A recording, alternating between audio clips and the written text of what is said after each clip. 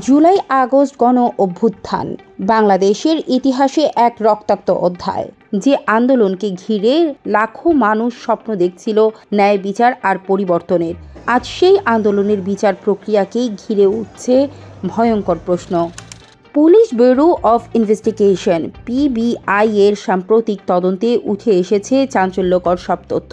আন্দোলনের নামে দায়ের হওয়া বহু মামলা এখন ব্যক্তিগত প্রতিশোধ, জমিজমা বিরোধ, পারিবারিক দ্বন্দ্ব কিংবা টাকা হাতিয়ে নেওয়ার অস্ত্রে পরিণত হয়েছে বলে অভিযোগ উঠেছে।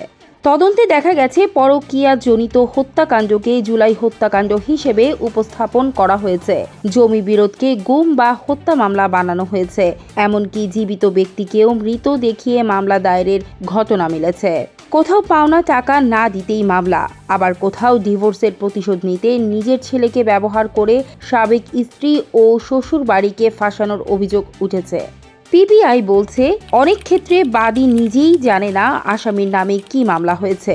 কোথাও ভুক্তভোগীর ঠিকানা, পরিচয় বা ফোন নম্বরের সঙ্গে বাস্তবের কোনো মিল নেই। তদন্তের অগ্রগতি টের পেয়েই বহু বাদী মামলা প্রত্যাহার করে নিয়েছেন। পিবিআই সদর দপ্তরের তথ্য অনুযায়ী ২০২৫ সালের ২২ এপ্রিল পর্যন্ত জুলাই অভ্যুত্থান সংশ্লিষ্ট ১৯৫টি মামলার তদন্ত ভার পেয়েছে সংস্থাটি।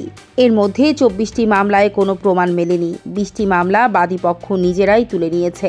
একই ঘটনায় জিআর মামলা থাকায় আরও 7টি মামলা প্রত্যাহার করা হয়েছে। একটি মামলায় বাদী আদালতেই হাজির হননি। সব মিলিয়ে এখন পর্যন্ত 52টি মামলার তদন্ত প্রতিবেদন জমা দিয়েছে পিবিআই।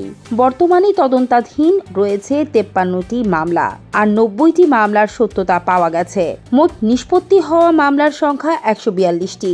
এর মধ্যে হত্যা মামলা 18টি, যার অন্তত 2টিতে কোনো প্রমাণ মেলেনি।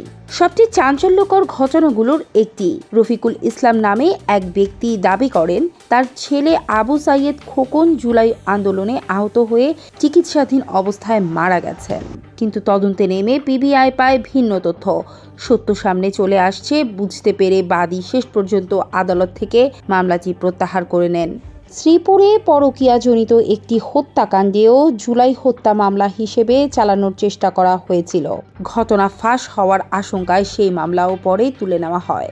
এদিকে স্বরাষ্ট্রমন্ত্রী সালাহউদ্দিন আহমদ জানিয়েছেন, 5 আগস্টের পর যত মামলা হয়েছে তার তালিকা চাওয়া হয়েছে। সরকার এখন যাচাই বাছাই করে প্রকৃত আসামি শনাক্ত করতে চায়, যাতে দ্রুত বিচার নিশ্চিত করা যায়।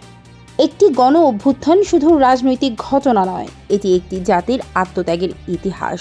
কিন্তু সেই ইতিহাস যদি মিথ্যা মামলা, ব্যক্তিগত প্রতিশোধ আর স্বার্থের খেলায় কলঙ্কিত হয়, তবে সবচেয়ে বড় ক্ষতি কার? প্রশ্ন জাগে, যে আন্দোলনের জন্য মানুষ জীবন দিয়েছিল, সেই আন্দোলনের বিচার যদি মিথ্যার ভারে প্রশ্নবিদ্ধ হয়, তবে ইতিহাসের কাছে দায়ী থাকবে কে? সিটিজেন ভয়েস, দেশ ও মানুষের সংবাদ।